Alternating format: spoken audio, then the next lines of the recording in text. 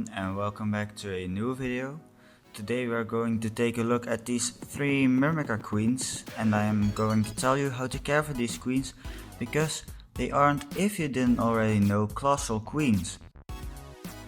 They are semi-claustral, and to differentiate between semi-claustral and claustral queens, you need to look at the size of the queen's thorax and the middle section of the body and the abdomen. If the thorax is a bit smaller, as you can see here, and the abdomen is also smaller, it is probably a semi-claustral queen. I'll also throw a picture on screen so you can compare between the two. Semi-claustral queens don't have the fat reserves to last through the founding stage. This means that they need to be fed during their founding stage. The founding stage is the time from when the queen digs her claustral cell until she has her first workers. So to get your semi-claustral queen through the founding stage, you will have to make an outworld as I did. Oh, and if you're wondering, to those who are relatively new to endcaping, why there is more than one queen in this test tube setup, the reason for that is that this genus, Myrmica, can have more than one queen inside one colony, and in scientific terms this is called polygynous. So to get started keeping these girls, you'll need an outworld. These can be very simple like mine, or very complex like you maybe wanted. It really depends on what you prefer. As you know, the queens will have to leave the test tube setup if they want to go and find something to eat. This can be accomplished by getting a straw and cutting a little bit off of it, like you see here. And then you can get some cotton wool and wrap it around the straw. After that, you can remove the cotton from the test tube the queens are in and put the cotton with the straw in it.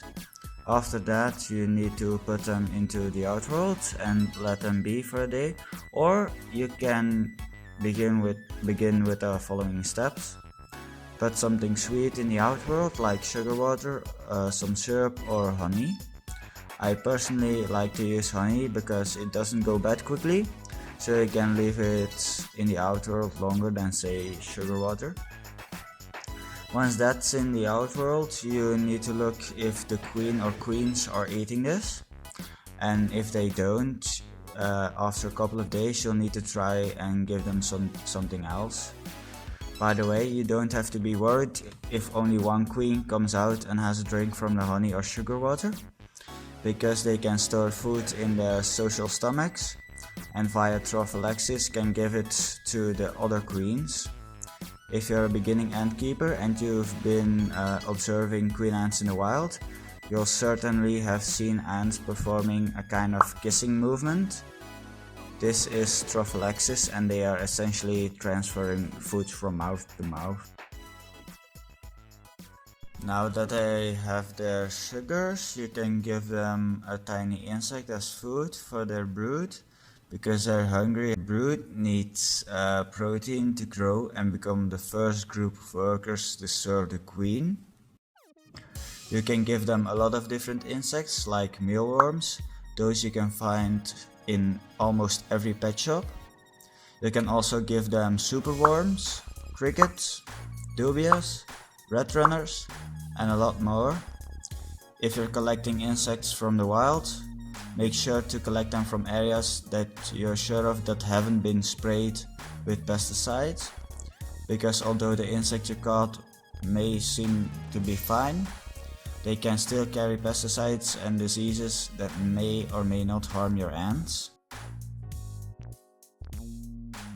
Now that you know how to care for semi-claustral queens, you can repeat this process until the colony grows too big for the test tube.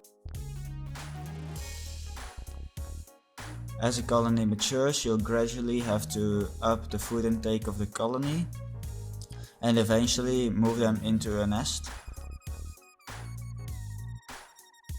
But until then, I hope you've enjoyed this video and you've learned something from this video.